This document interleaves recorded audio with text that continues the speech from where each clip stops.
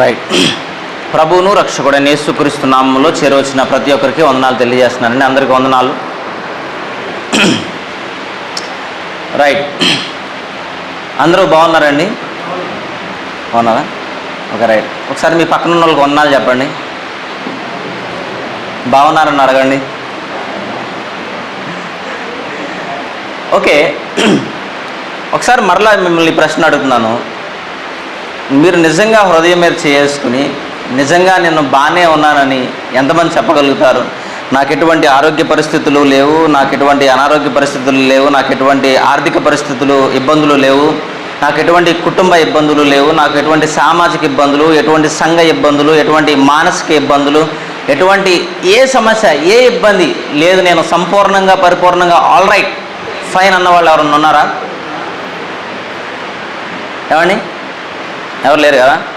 So కొన్నిసార్లు మన జీవితంలో అన్ని రోజులు ఒకేలా ఉండకపోవచ్చు, మన పరిస్థితులు ఒకేలా ఉండకపోవచ్చు, మన సందర్భాలు ఒకేలా ఉండకపోవచ్చు.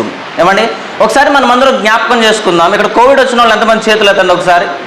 కోవిడ్ వచ్చిన వాళ్ళు ఏమండి? చాలామందికి వచ్చింది కోవిడ్, తర్వాత దేవుడు స్వస్థపరిచాడు, బాగానే ఉంది. రైట్. అయితే ఒకసారి మనం 2020వ సంవత్సరం దగ్గర నుంచి 2024 ఇప్పుడు మనం జీవిస్తున్న ఈ టైం వరకు ఒకసారి ఆలోచన చేద్దాం. మన పరిస్థితులు, మన సందర్భాలు, మన పనులు, ఏమండి, మన కుటుంబాలు, మన సంఘాలు ఏ విధంగా చెల్లాచెదరై, ఏ విధంగా శాంతి లేని, సమాధానం లేని, నెమ్మది లేని, ప్రేమ లేనటువంటి స్థితిలో మనం వెళ్ళి ఉంటామో మనందరికీ బహుశా తెలుసు. రైట్. బహుశా కొన్నిసార్లు మీరు అనుకుని ఉండొచ్చు, ఇక నా జీవితం అయిపోయింది, నా వల్ల కాదిక, నా జీవితం ఎక్కడితో ముగించబోతుంది అని చెప్పేసి బహుశా మీరు అనుకుని ఉండొచ్చు.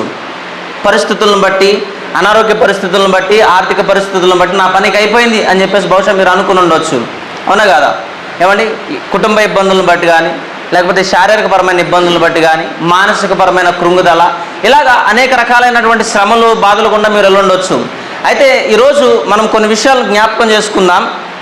అయితే నేను మిమ్మల్ని ప్రోత్సహించడానికి ఇష్టపడతా ఉన్నాను. మీ దగ్గర బైబిల్ ఉన్నట్లయితే 3వ కీర్తన, దావీదు రాసినటువంటి 3వ కీర్తన, మనందరికీ సుపరిచితమైనటువంటి వాక్యము. 3వ కీర్తన మొదటి నుంచి ఆఖరి వరకు నేను మీకోసం చదివి వినిపిస్తాను. మీరందరూ జాగ్రత్తగా మీ బైబిల్లో చూడండి. 3వ కీర్తన. యెహోవా నన్ను బాధించువారు ఎంతో విస్తరించి ఉన్నారు, నా మీదికి లేచువారు అనేకులు. దేవుని వలన అతనికి రక్షణ ఏమీయో దొరకదని నన్ను గూర్చి చెప్పువారు అనేకులు. యెహోవా నీవే నాకు కేడముగాను, నీవే నాకు అతిశయాస్పదముగాను, నా తల ఎత్తువాడవుగాను ఉన్నావు. ఎలుగెత్తి నేను యెహోవాకు మొరపెట్టినప్పుడు ఆయన తన పరిశుద్ధ పర్వతము నుండి నాకు ఉత్తరమిచ్చును. యెహోవా నాకు ఆధారము కావున నేను పండుకొని నిద్రపోయి మేలుకొందును. 10,000 మంది దండెత్తి నా మీదకి వచ్చి మోహరించినను నేను భయపడను. యెహోవా లెమ్ము, నా దేవ నన్ను రక్షించుము. నా శత్రువులందరినీ దవడ ఎముక మీద కొట్టువాడవు నీవే, దుష్టుల పళ్ళు విరగొట్టువాడవు నీవే. రక్షణ యెహోవాది, నీ ప్రజల మీదకి నీ ఆశీర్వాదము వచ్చునుగాక. ఆమేన్. చిన్న ప్రార్థన చేసుకుందాం. కృప కలిగిన తండ్రి, దయగలిగిన దేవా, రక్తమాంసములు కలిగినటువంటి శరీరము మేము కలిగి ఉన్నాం తండ్రి. మా శారీరక సమస్యలు, మా అనారోగ్య పరిస్థితులు, మా కుటుంబ పరిస్థితులు మీకు బాగుగా ఎరిగినవి. మా కృంగుదల, మా విశ్వాస జీవితము మీకు బాగుగా తెలుసు తండ్రి. ప్రభువా, నీ సన్నిధిలోకి వచ్చి విజ్ఞాపనం చేస్తున్నాం.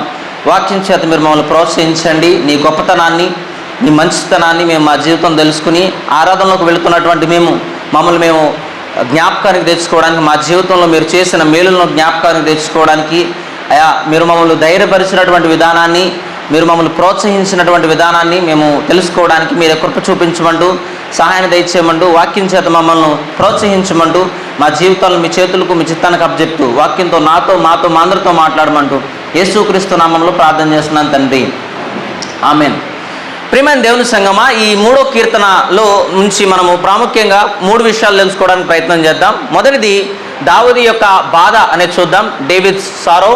రెండవది దావీదు యొక్క ధైర్యం, డేవిడ్స్ కాన్ఫిడెన్స్. చూద్దాం. మూడవది ఏంటంటే దావీదు యొక్క విజ్ఞప్తి, ప్రేయర్ ఆఫ్ డేవిడ్. ఈ మూడు విషయాలు మనం చూద్దాం. దావీదు యొక్క దావీదు యొక్క బాధ, దావీదు యొక్క ధైర్యం, దావీదు యొక్క విజ్ఞప్తి మనం చూద్దాం అనమాట, ఈ మూడు విషయాలు. అయితే ఈరోజు నా మెయిన్ ఐడియా ఏంటంటే విశ్వాస్కి దేవుడే సహాయకుడు, నిరీక్షణ ప్రతి సమయంలోనూ. వినండి, మళ్ళీ చెప్తున్నాను, విశ్వాసికి దేవుడే సహాయకుడు, అదేవిధంగా నిరీక్షణ ప్రతి సమయమందును కూడాను. ఏమండి? సో విశ్వాసులైనటువంటి మనకు ఉన్న ఏకైక సహాయకుడు, విశ్వాసులమైనటువంటి మనకు ఉన్న ఏకైక నిరీక్షణ ఎవరైనా ఉన్నారంటే అది కేవలం దేవుడు మాత్రమే. బహుశా ఈ భూలోకంలో ఉన్నటువంటి మనుషులు మనల్ని మోసం చేయొచ్చేమో, కానీ దేవుడు అట్లా కాదండి. సో ఇప్పుడు మన క్రైస్తవ జీవితంలో అన్ని రోజులు మనల్ని పూలబాట మీద, మల్లెపూల బాట మీద కానీ, లేకపోతే మన జీవితాల్లో అన్ని రోజులు కూడా గులాబీ పూల మీద పడుకోవడం ఆ విధంగా ఉండదు. కొన్నిసార్లు నిద్రలేని రాత్రులు ఉండొచ్చు, కొన్నిసార్లు మనశ్శాంతి లేని రాత్రులు ఉండొచ్చు, కొన్నిసార్లు కుటుంబ ఇబ్బందులు ఉండొచ్చు, కొన్నిసార్లు ఆర్థిక ఇబ్బందులు ఉండొచ్చు, కొన్నిసార్లు ఉద్యోగ సమస్యలు ఉండొచ్చు, కొన్నిసార్లు ఎన్నో రకాలైనటువంటి శ్రమలు, బాధలు, కష్టాలు, నష్టాలు, వ్యాధులు గుండా మనం వెళ్ళి ఉండొచ్చు. అయితే కీర్తనాకారుడు తన జీవితంలోంచి మనల్ని ప్రోత్సహిస్తున్నటువంటి సంగతి ఏంటంటే, ఈ కీర్తన మనం చూసినట్లయితే దావీదు కుమారుడైనటువంటి అబ్షలోము, రైట్, అబ్షలోము ఆయన తండ్రికి వ్యతిరేకంగా ఒక పన్నాగాన్ని పన్ని తనని నాశనం చేయాలని ఒక ఆలోచన చేశాడు. నేను చరిత్ర చెప్తున్నాను, జాగ్రత్తగా వినండి. 1200 మందిని ఒక సైన్యాన్ని ఏర్పాటు చేసి దావీదు జీవితాన్ని నాశనం చేయాలి, దావీదుని హతం చేయాలని చెప్పేసి తను ఒక ప్రణాళిక కలిగి ఉన్నాడు. దావీదును ఒక్కడనే 12,000 మందిని పంపించాడు చంపడానికి. ఎంతమందినండి? 12,000. ఈ విషయాన్ని మనం చూద్దాము. 2వ సమూయేలు గ్రంథము 17వ అధ్యాయం మొదటి 3 వచనాలు మనం చదువుదాం. 2వ సమూయేలు గ్రంథము 17వ అధ్యాయము మొదటి 3 వచనాలు. దావీదు అలసట నుండి బలహీనంగా ఉన్నాడు గనక నేను అతని మీద పడి అతని బెదిరించిన యెడల అతని ఎదురున్న జనులందరూ పారిపోవుదురు. అతను మాత్రమే అతను చేసి జనులందరినీ నీ తట్టు తిప్పెదను. ఈ వెనుక మనిషిని నేను పట్టుకొనగా జనులందరూ వచ్చి నీతో సమాధాన పడుతున్నది కనుక నీ చిత్తమైతే నేను 12,000 మందిని ఏర్పరచుకుని పోయి ఈ రాత్రి దావీదును తరిమి కొట్టుదును అని అహీతోఫెలు అబ్షలోముతో చెప్పగా. చాలండి, ఒక్క నిమిషం.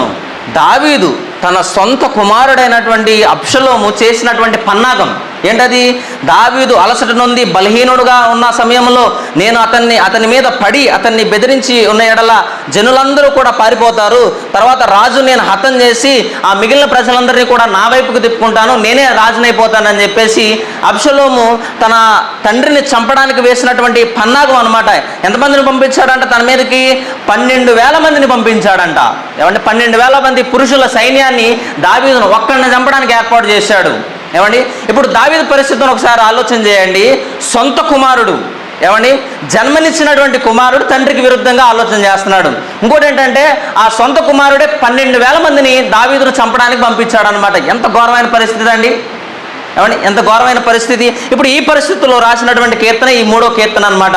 అయితే ఆ సందర్భంలో ఏం జరిగిందంటే హుషియా అనే ఒక యాజకుడు జడోక్ అదేవిధంగా అబితార్ అనే ఒక యాజకుల్ని దావీదు దగ్గరికి పంపించి, దావీదు నువ్వు ఎక్కడి నుంచి వెంటనే వెళ్ళిపో, నీ కుమారుడు నీకు వ్యతిరేకంగా ఒక పన్నాగాన్ని పన్ని నిన్ను చంపేసి తను రాజు అవ్వాలనుకున్నాడని చెప్పేసి దావీదుకి ఆ విషయాన్ని తెలియజేశాడు అనమాట. దావీదు వెంటనే ఆ యెరూషలేములో ఉన్నటువంటి ఆ భవనంలో నుంచి ఆయన వెంటనే పరిగెత్తుకుంటా దూరంగా ఉన్నటువంటి అడవిలోకి వెళ్ళిపోయి దాక్కున్నాడు. ఏమంటే ఒక రాజుగారు ప్యాలెస్లో ఉన్నటువంటి ఆయన ఈ వార్త విన్న వెంటనే సొంత కొడుకు చంపేస్తాడు, 12,000 మందిని పంపిస్తున్నాడు అన్న మాట తెలిసిన తర్వాత అరణ్యంలోకి వెళ్ళి పారిపోయి దాక్కున్నాడు అక్కడ. ఏమండి? ఆ దాక్కున్న సమయంలో కూర్చొని రాసిన కీర్తన ఈ 3వ కీర్తన అనమాట. ఇప్పుడు తన దగ్గర ఉంది ఏంటంటే బాధ, తన దగ్గర ఉన్నటువంటిది ఏంటంటే వేదన, తన దగ్గర ఉన్నది ఏంటంటే రోదన అనమాట. అరే నా కుమారుడు, నేను జన్మించినటువంటి నా కుమారుడు నాకు వ్యతిరేకంగా పన్నాగం పన్నాడే, నా కుమారుడు నన్ను చంపడానికి 12,000 మందిని పంపించాడే అన్న ఒక నిరుత్సాహం, ఒక బాధ, ఒక ఇబ్బందితో రాసినటువంటి కీర్తన ఈ 3వ కీర్తన అనమాట. అయితే ఈ యొక్క కీర్తనకు సంబంధించినటువంటి వివరాలను మనం 2వ సమూయేలు గ్రంథము 15వ అధ్యాయం నుంచి 18వ అధ్యాయం వరకు చూడొచ్చు అనమాట. ఈ 4 అధ్యాయాల్లో దావీదు ఏం పొందుకున్నాడు అంటే 16వ అధ్యాయంలో దానికి ముందు చేసినటువంటి పాపం ఏదైతే ఉందో, బెత్షెబాతో చేసినటువంటి పాపం ఏదైతే ఉందో ఆ పాపానికి తగినటువంటి ప్రతిఫలాన్ని పొందుకుంటున్నాడు అనమాట. ఇప్పుడు అబ్షలోము తన సొంత కుమారుడైనటువంటి అబ్షలోము తనకు వ్యతిరేకంగా పన్నాగం పన్ని రాసినటువంటి మాటలు అనమాట ఇవి.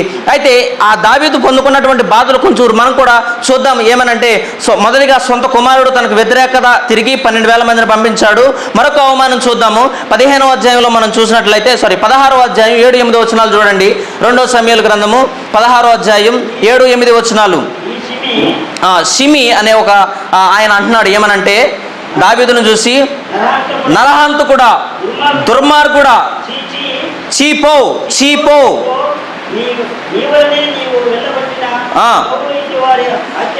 యెహోవా నీ మీదకి రప్పించి యెహోవా నీ కుమారుడైన అబ్షలోము చేతికి రాజ్యంను అప్పగించి ఉన్నాడు.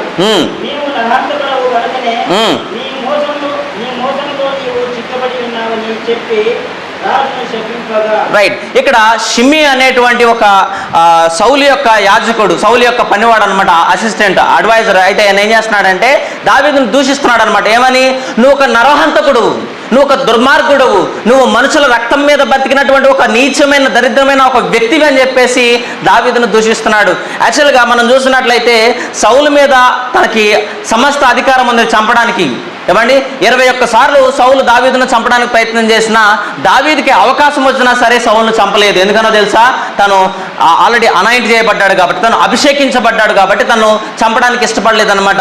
అయితే ఈ పరిస్థితిలో షిమి ఆయన అడ్వైజర్ అయినటువంటి, ఆయన రాజుగారు అయినటువంటి అక్కడ నుంచి మాట్లాడుతూ, సౌలు దగ్గర నుంచి మాట్లాడుతూ, నువ్వు ఒక నరహంతుడికి ఇచ్చి పో అని చేదరించుకున్నాడు అనమాట, అసహించుకున్నాడు.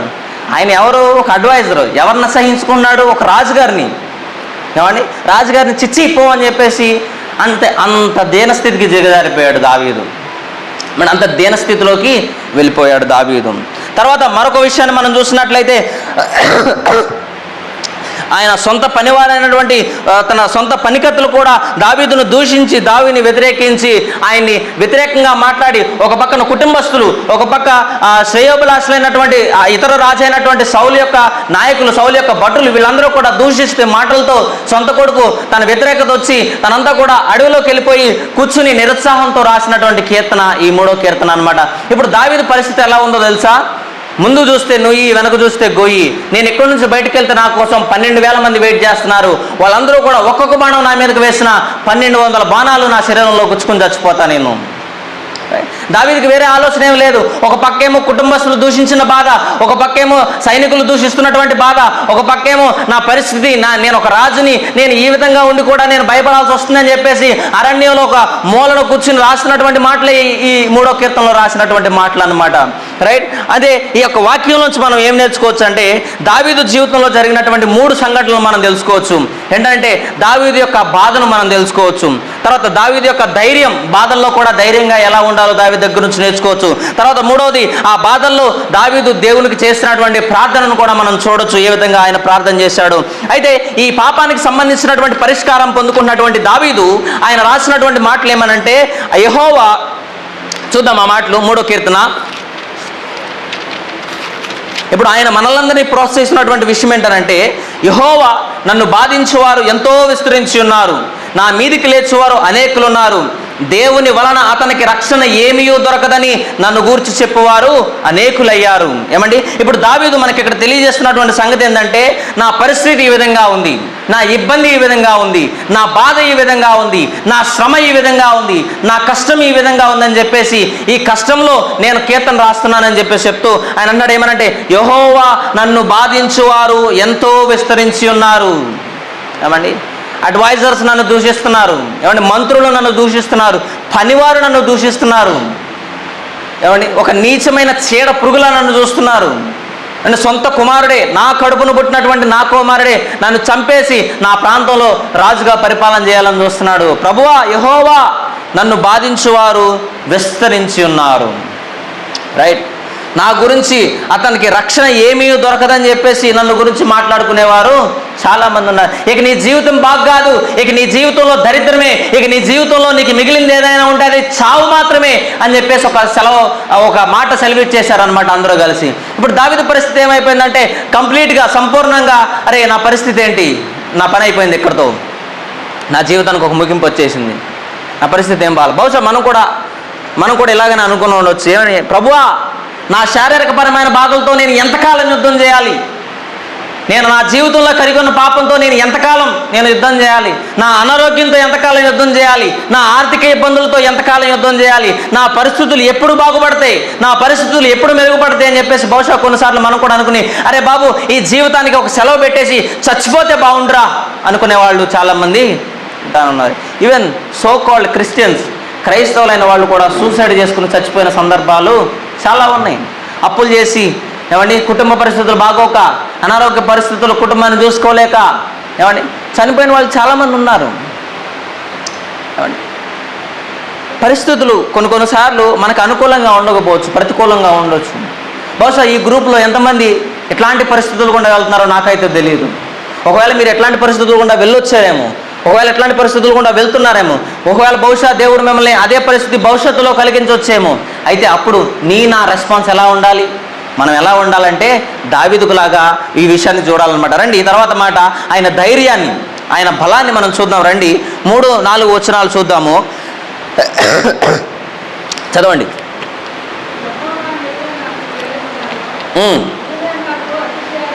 నీవే నాకు అతిశయాస్పదముగాను నా తల ఎత్తువాడవగాను ఉన్నావు. ప్రియమైన దేవుని సంగమా, ఒకసారి మనం దావీదుని గురించి ఆలోచన చేసినట్లయితే దావీదు జీవితాన్ని మనం చూద్దాము. యెహోవా నీవే నాకు కేడముగా ఉన్నావు. కేడము అనే మాటకి మరొక పదం ఇక్కడ వాడింది ఏంటంటే ఇంగ్లీష్లో డాలు. ఏమండి డాలు ఒక ప్రొటెక్టర్ అనమాట. షీల్డ్ అనే పదం వాడాడు. Lord you are my shield అని చెప్పేసి పదం వాడాడు. ఇటు చూడండి ఒకసారి, పురాతన కాలంలో ఇశ్రాయేల్ సైన్యం యుద్ధానికి వెళ్ళేటప్పుడు వాళ్ళ దగ్గర ఉన్నటువంటి కేడం ఎలా ఉండేదంటే వాళ్ళ హైట్ నా ఎంత ఉందనుకోండి, వాళ్ళ ప్రొటెక్టర్ వాళ్ళ డాలు ఇక్కడ వరకు ఉండేదన్నమాట. ఇక్కడ మాత్రం చిన్నగా స్పేస్ ఉండి దీనికి కంచి ఉండేది. అది అక్కడ నుంచి ఇక్కడ వరకు అరికాలు వరకు కూడాను ఒక ప్రొటెక్టర్ మాదిరిగా 180 డిగ్రీస్లో ఉండేదన్నమాట. ఒకవేళ ఆయన దాన్ని పట్టుకుని యుద్ధానికి వెళ్ళాడు అనుకోండి, శత్రువు కత్తితో దాడి చేసినా, శత్రువు బాణంతో దాడి చేసినా ఇది లోపల ఉన్నటువంటి వ్యక్తికి ఏమి కాదనమాట. ఏమంటే అంత ప్రొటెక్షన్ అనమాట, అంత ప్రొటెక్షన్. అయితే ఆ ప్రొటెక్షన్ బట్టి అంటాడేమనంటే యెహోవా నీవు నాకు కేడముగాను ఉన్నావు. ఒకసారి దావీదు జీవితాన్ని మనం ఆలోచన చేద్దాం. చిన్న ప్రాయంలోనే గొలియాతును చంపినటువంటి ఘనత ఆయన దగ్గర ఉంది, అవునా కాదా? 9 అడుగులు ఎక్కుతున్నటువంటి ఆయన్ని ఒక్క రాయితో చంపేశాడు. రైట్. గొర్రెలు కాచుకున్నటువంటి సమయంలో ఒకసారి ఎలుగుబంటి వస్తే ఆ ఎలుగుబంటితో యుద్ధం చేసి గొర్రెను కాపాడిన ఘనత దావీదుకు ఉంది. ఏమండి ఒకసారి సింహం వస్తే ఆ సింహం నోట్లోంచి గొర్రెపిల్లను బయటకు తీసి ఆ సింహాన్ని 2గా చేసినటువంటి ధైర్యం దావీదు దగ్గర ఉంది. అందుకని అన్నాడు ఆ ధైర్యంతో యెహోవా నా కేడము నీవే, నా ధైర్యం నీవే. నేను ఎలుగుబంటిని చంపినా, నేను గొలియాతును చంపినా, నేను సింహాన్ని చంపినా ఆ ధైర్యం ఆ బలం నాది కాదు, కానీ ఆ కేడము మీరై ఉన్నారు. బహుశా 21 సార్లు సౌలు చంపడానికి ప్రయత్నం చేస్తే ఒకసారి కాకపోతే ఒకసారి అయినా సరే దావీదు సౌలు చేతిలో చచ్చిపోవాలి. కానీ చచ్చిపోయాడా? దేవుడు తన జీవితానికి కేడంగా ఉన్నాడు. ఈవెన్ మనం కూడా ఒకసారి ఆలోచన చేద్దాం. గుజరాత్ ప్రాంతంలో ఆక్సిజన్ సిలిండర్ లేక ప్లాట్ఫామ్ మీద పడుకుని చాలామంది ఆక్సిజన్ లేక చచ్చిపోయారు. ఏమండి కానీ ఈ రోజున మనం బ్రతికే ఉన్నాం, అవునా కాదా? ఏమండి ఒకవేళ మనకు అనారోగ్య పరిస్థితులు వచ్చినప్పటికీ కూడాను దేవుడు సజీవంగా ఉంచాడు, అవునా కాదా? ఉంచడం లేదండి. మనం మరణ పడకలో దగ్గరికి వెళ్ళి ఆ మరణ పడకల్లో మనం ఉండి పడుకుని వచ్చినా సరే ఆ మరణ పడకల నుంచి దేవుడు మనల్ని విడిపించాడు, అవునా కాదా? ఆయన మనల్ని రక్షించాడు. ఆయన మన జీవితాలకు కేడంగా ఉన్నాడు. ఏమండి బహుశా మన కుటుంబస్తులు మనల్ని దూరం చేసి అరే వీడు నాకు అవసరం లేదు, వీడు వెళ్ళిపో, పోరా బాబు నాకు నువ్వు అవసరం లేదని మన కుటుంబస్తుల మాట అనుండొచ్చు. రైట్. మన బంధువుల మాట అనుండొచ్చు, మన యొక్క స్నేహితుల మాట అనుండొచ్చు. కానీ దేవుడు ఆ మాట అనలేదు. దేవుడు ఆ మాట అనలేదు. ఏం చేశాడు ఆయన? నువ్వు నా కుమారుడు అని చెప్పేసి ఒక కేడముగాను ఏమండి ఒక కేడముగా తనకు ఒక ధైర్యాన్ని ఇచ్చాడు. అంత మాత్రమే కాదు, నీవు నాకు అతిశాస్పదముగాను నా తల ఎత్తువాడవగాను ఉన్నావు. దావీదేమి ఆషామాషి వ్యక్తి కాదండి. ఏమండి, దావీదేమి ఆషామాషి వ్యక్తి కాదు. దావీదు ఒక గొప్పతనం ఏంటో తెలుసా? యెరూషలేము బందీల యొక్క ఆ సమయంలో ఉన్నప్పుడు దావీదు యుద్ధం కోసం వెళ్ళి వాళ్ళందరినీ అక్కడ చంపేసి ఆయనే రాజయ్యాడు. He conquered the Jerusalem. ఏమండి, తర్వాత ఆయన పాలస్తీన్లకు వాళ్ళని వ్యతిరేకించడానికి వెళ్ళినటువంటి వ్యక్తి దావీదు. తర్వాత ఆయన ఒక సైన్యాన్ని నడిపించేటువంటి ఒక నాయకుడిగా ఉన్నాడు. ఆయన మామూలు వ్యక్తి ఏం కాదు. తర్వాత ఈ కీర్తనలో 71 కీర్తనలు ఆయన రాశాడు. ఏమండి, తర్వాత ఆయన దేవుని చేత ప్రత్యేకంగా అభిషేకించబడినటువంటి ఒక ప్రత్యేకమైన వ్యక్తి ఆయన. దావీదు ఆషామాషి వ్యక్తి కాదు. అందుకని అంటున్నాడు ఏమనంటే, నీవు నాకు అతిశయాస్పదముగాను నా తల ఎత్తువాడవుగాను ఉన్నావు. రాజుగారు ఏమండి, రాజుగారు సింహాసనంలో కూర్చుని బంగారాన్ని, వెండిని, వజ్ర వైడూర్యాలని, రత్నాలని అనుభవించేటువంటి గొప్ప అధికారం, ఒక గొప్ప స్థితిని దేవుడు నాకు ఇచ్చాడు. నా తల ఎత్తువాడవు నీవే. తర్వాత అన్నాడు కదా, ఎలుగెత్తి నేను యెహోవాకు మొరపెట్టినప్పుడు ఆయన తన పరిశుద్ధ పర్వతము నుండి నాకు ఉత్తరం ఇచ్చాడు. మనం బాధతో, కష్టంతో దేవుని దగ్గరికి వెళ్ళి, ప్రభువా నా పరిస్థితి ఏంటి అని మనం దేవుని దగ్గరికి వెళ్ళి అడిగినప్పుడు దేవుడు సహాయం చేయలేదా? మనకి దేవుడు స్వస్థపరచలేదా మనల్ని? దేవుడు మన ఆర్థిక ఇబ్బంది ఉంది లేదా? ఒక మాట మీకు చూపిస్తాను. 22వ కీర్తన రండి. 22వ కీర్తన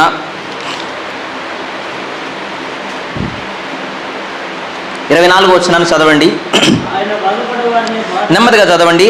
ఆయన బాధపడువాని బాధను తృణీకరించలేదు. అంటే ఏం చేయలేదంటే దేవుడు, చూడండి ఏం చేయలేదంటే దేవుడు తృణీకరించడం అంటే, నేను చేయను నువ్వు పో, నా వల్ల కాదు నువ్వు పో అని చెప్పేసి ఆయన వదిలిపెట్టేలేదంట. దానిని చూచి ఆయన అసహ్యపడలేదు. బహుశా ఈ పరిస్థితి కొంతమందికి ఎదురై ఉండొచ్చు.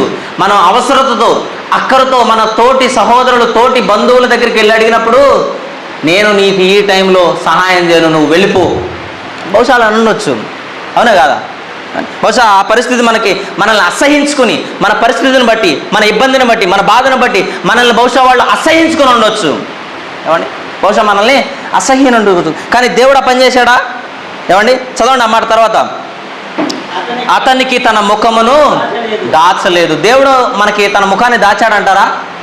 అంటే దేవుడు తన ముఖాన్ని మనకు దాచాడా? మన ఇబ్బందితో, బాధతో వెళ్ళినప్పుడు దేవుడు నేను నీకు పని చేయను కానీ, నేను నీకు సహాయం చేయను కానీ, నేను ఎటు తిరిగి ఉంటానని చెప్పేసి దేవుడు మనకి తన మొహం చాటేశాడా అండి? లేదు, ఆయన చాటేయలేదు. ఎందుకనో తెలుసా? వాడు ఆయనకు మొరపెట్టుగా ఆయన ఆలకించను. ఏమండి, మనం బాధతో, మనం ఇబ్బందితో, మన శ్రమతో, మన కష్టంతో మనం దేవుని దగ్గరికి వెళ్ళి, ప్రభువా ఇది నా పరిస్థితి అని మొక్కినప్పుడు ఆయన ఖచ్చితంగా మన ప్రార్థన విన్నాడు. ఏమండి, ఆయన మన ప్రార్థన ఆలకించాడు. ఏమండి, మన మొరలను, మన విజ్ఞాపనలు, మన ప్రార్థనలు దేవుడు ఆలకించినటువంటి దేవుడు. అందుకని దావీదు యొక్క ధైర్యం ఏంటంటే, ప్రభువా నేను నా జీవితంలో మీరే నాకు కేడముగా ఉన్నారు, మీరే నా అతిశయాస్పదముగాను నా తల ఎత్తువాడుగా ఉన్నావు. అందుకని నేను ఆ ధైర్యంతో నీకు మొరపెట్టినప్పుడు నీ పరిశుద్ధ పర్వతం నుంచి నాకు ఉత్తరం ఇచ్చావు. ఏమండి, మనకున్నటువంటి బలం, మనకున్నటువంటి ధైర్యం, మనకున్నటువంటి నమ్మకం కేవలం దేవుడు మాత్రమే. ఏమంటే కేవలము దేవుడు మాత్రమే. అంత మాత్రమే కాదు, దావీదు అనుభవంలోంచి మరికొన్ని మాటలు మనకు చెప్తున్నాడు. 5వ వచనాన్ని కూడా చదవండి. యెహోవా నాకు ఆధారము కావున నేను పండుకొని నిద్రపోయి మేలుకొందును. ఒక నిమిషం ఇక్కడ ఆలోచన చేద్దాము. దావీదు చెప్తున్నాడు, నేను పండుకొని నిద్రపోయి మేలుకుంటున్నాను. నిద్రపోవడం, మనం వాస్తవానికి ఎప్పుడు నిద్ర దగ్గరికి వెళ్తాము? రోజంతా పనిచేసి అలసిపోయి సాయంత్రం పడక దగ్గరికి వెళ్తాం. అవును కదా? రాత్రికి 7 గంటలకో 8 గంటలకో 9 గంటలకో. బహుశా మీరు ముంబైలో ఉంటున్నారు, 1 గంటకి వెళ్ళొచ్చేమో, రైట్? సాజేష్ అయితే 2ంటికి వెళ్తాడు. బహుశా ఈ రోజంతా ఎవరు కాపాడారంటారు? రోజంతా కూడా ఎవరు భద్రపరిచారంటారు? ఎన్ని రోడ్ యాక్సిడెంట్లు చూడట్లేదు. ఏమండి, ఇంట్లోంచి బయటికి వెళ్ళిన వ్యక్తి మరలా ఇంటికి తిరిగి వస్తాడో రాడో గ్యారంటీ లేని బ్రతుకులు మన ఈ రోజున. ఏమండి, బహుశా మనం ఇంటి నుంచి బయటికి వెళ్తే లోకల్ ట్రైన్లో జర్నీ చేయాలి. లోకల్ ట్రైన్లో క్రిస్టియానిటీ లేదండి. ఎవడు ఎక్కడ ఎట్లా గుర్తుతాడో ఎవరికి తెలియదు. ఏమంటే అదొక యుద్ధమే లోకల్ ట్రైన్లో ప్రయాణం చేయాలంటే, రైట్? ఒక్కోసారి ఆ ట్రైన్లో పడిపోయి చచ్చిపోయిన వాళ్ళు కూడా చాలామందే ఉన్నారు. ఇప్పుడు ఆ రోజంతా కాపాడింది ఎవరంటారు? ఆ రోజంతా భద్రపరిచింది ఎవరంటారు? ఆ రోజంతా రక్షించింది ఎవరంటారు? దేవుడే, రైట్. ఆయన రోజంతా కూడా మనల్ని కాపాడి ఆ నిద్ర సమయానికి తీసుకొచ్చి తర్వాత మరొక మాట అన్నాడు, ఏమనంటే నేను పండుకొని నిద్రపోదును, రైట్. చాలామంది డబ్బులు ఎక్కువ సంపాదించి ఇన్కమ్ ట్యాక్స్ ప్రాబ్లమ్స్ వల్ల సరిగ్గా వాళ్ళకి నిద్ర రాదు, డబ్బులు ఎక్కువ సంపాదిస్తే. తర్వాత కొన్నిసార్లు ఆరోగ్య పరిస్థితులు బాగోపోయినా నిద్ర రాదు, ఒకవేళ కుటుంబ పరిస్థితుల్లో బాగోపోయినా నిద్ర రాదు, ఒకవేళ చదువుల బాధ ఎక్కువైనా నిద్ర రాదు, ఒకవేళ ఉద్యోగం లేకపోయినా నిద్ర రాదు, ఒకవేళ పెళ్లి కాకపోయినా నిద్ర రాదు. అరే నేను ఇట్లా ఉన్నాను, నా పరిస్థితి ఏంటి, నా ఇబ్బంది ఏంటి అని చెప్పేసి బహుశా నిద్ర రాని సందర్భాలు ఉండొచ్చేమో, రైట్. నిద్ర రాని పరిస్థితులు ఉండొచ్చేమో. తర్వాత మనం చూసినట్లయితే నేను నిద్రపోయి మరలా ఏం చేస్తున్నానంట, తిరిగి మేలుకుంటున్నాను. ఏం చేస్తున్నాను? మేలుకుంటున్నాను. ఎటువంటి సమస్య, ఎటువంటి బాధ, ఎటువంటి ఇబ్బంది లేకుండా రాత్రి పడుకుని ఉదయాన్న లేవలేని వాళ్ళు కొన్ని వందల మంది ఉన్నారు. అరే రాత్రి బాగానే పడుకున్నాడండి, మంచిగా ఆహారం తిన్నాడు, మంచిగా పడుకున్నాడు, ఉదయాన్న ఎంత లేపినా లేవట్లేదు, ఆయన నిద్రలోనే పరలోకానికి వెళ్ళిపోయాడని చెప్పిన సంగతులు చాలా ఉన్నాయి. కానీ మనమందరం సజీవంగా లేచామంటారా లేదంటారా? ఏమన్నా ఎన్ని డెల్టా వేరియంట్లు, ఎన్ని కోవిడ్-19లు, ఎన్ని ప్రికాషన్స్, ఎన్ని రూల్స్, ఎన్ని రెగ్యులేషన్స్, ఇన్ని పరిస్థితులను మనం దాటుకుని వచ్చి ఈ రోజున సజీవంగా మనం గాలి పీల్చుకుంటూ బ్రతుకుతూ ఈ రోజున లేచి ఆదివారం దేవుని మందిరానికి వచ్చి కూర్చుని ఆయన మాటలు వింటున్నామంటే అది నీ గొప్పతనం, నా గొప్పతనం కాదు.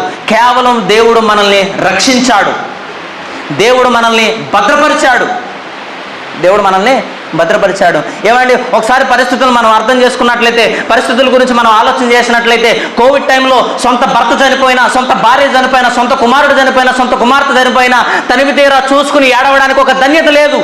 ఏమండి, ఆ సమయంలో శవాలను తీసుకెళ్లి తగలబెట్టేయడం, శవాలను తీసుకెళ్లి ప్రొక్లైనర్తో గుంటలో పడేసి పూర్తి చేయడం, ఆ శవాల దగ్గర కూడా మనుషులను రానికపోవడం, పిల్లల దగ్గరికి తీసుకోలేకపోవడం, తల్లిదండ్రుల దగ్గరికి తీసుకోలేని ఒక ఒక దురవస్థ నుండి, లేకపోతే ఆ పరిస్థితుల నుంచి, ఆ దురవస్థ స్థితిలోంచి దేవుడు మనల్ని బయటకు పెట్టాడు.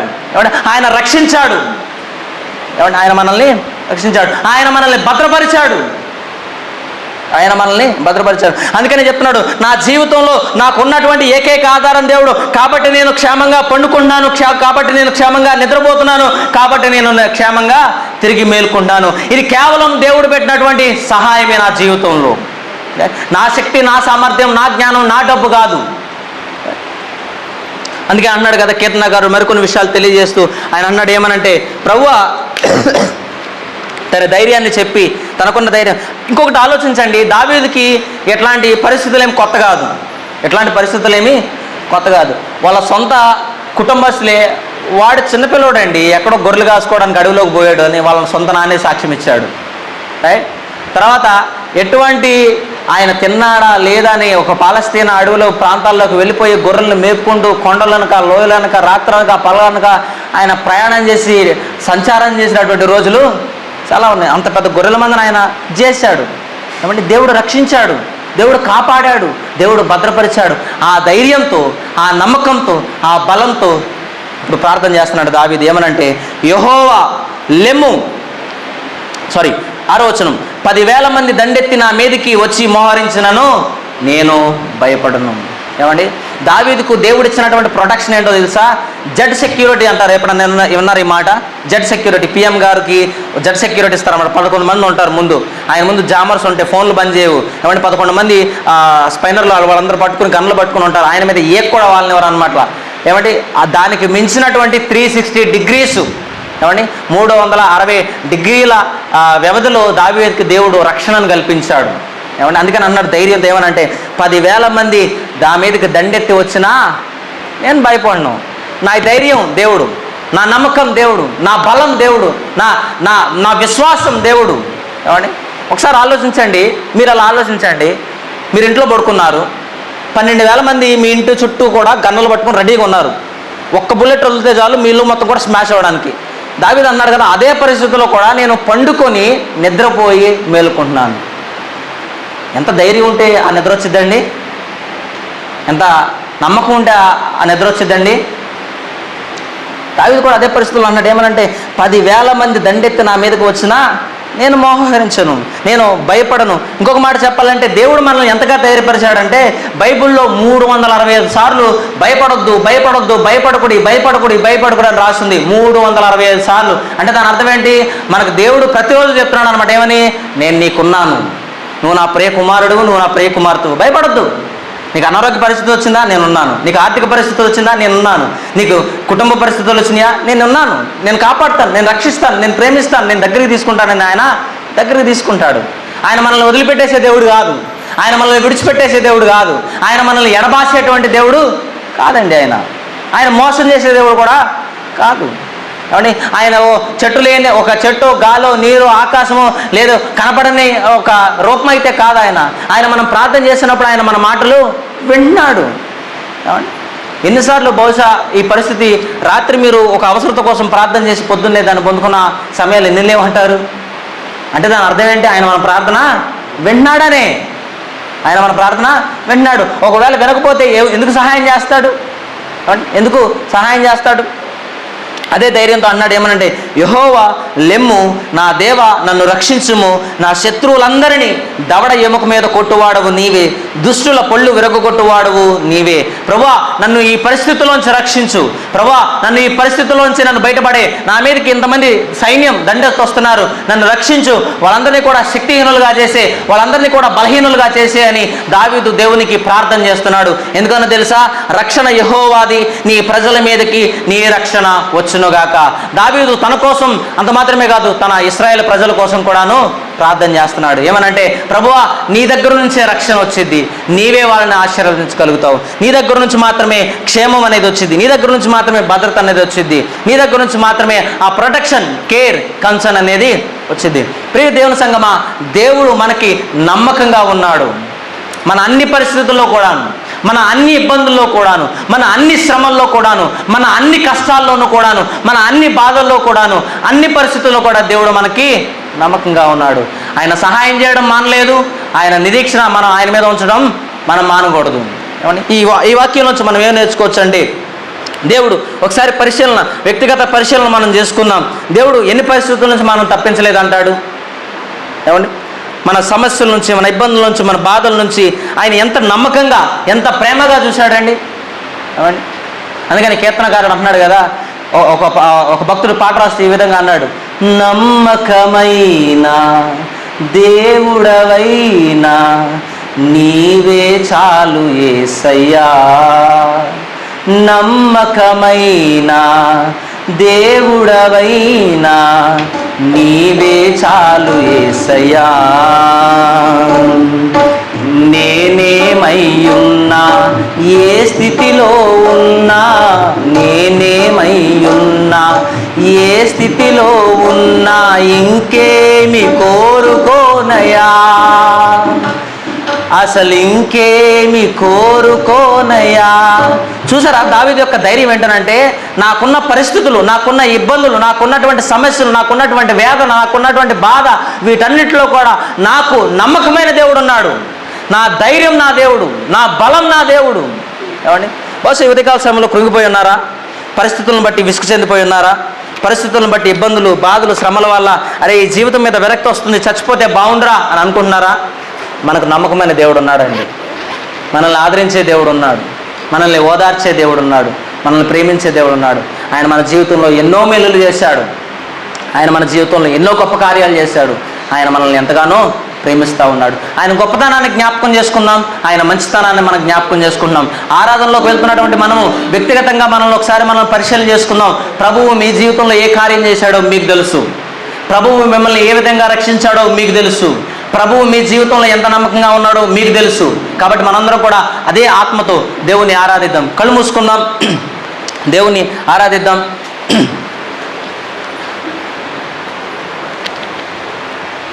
చిన్న ప్రార్థన చేసుకుందాం. కృప కలిగిన తండ్రి, దయగలిగిన దేవా, నమ్మకమైన తండ్రి, నీకు కృతజ్ఞతలు, ధన్యవాదాలు తెలియజేస్తూ ఉన్నాం.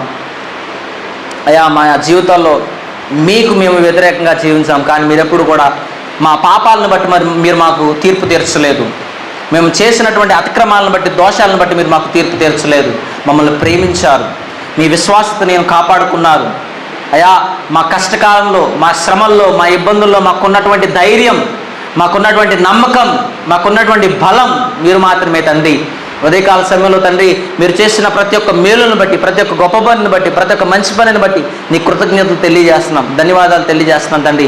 అయ్యా మా జీవితాలు నిరంతరం కూడా మిమ్మల్ని ఆరాధించేవి గాను, మా కుటుంబాలు, మా సంఘాలు అయ్యా మిమ్మల్ని నిరంతరము కూడా పొగిడేవి గాను ఉండడానికి మీరే సహాయం దయచేయమంటూ మా జీవితాలను మీ చేతులకు మిచ్చితానికి అప్పచెప్తూ యేసుక్రీస్తు నామములో ప్రార్థన చేస్తున్నాం తండ్రి. అందరికీ వందనాలండి.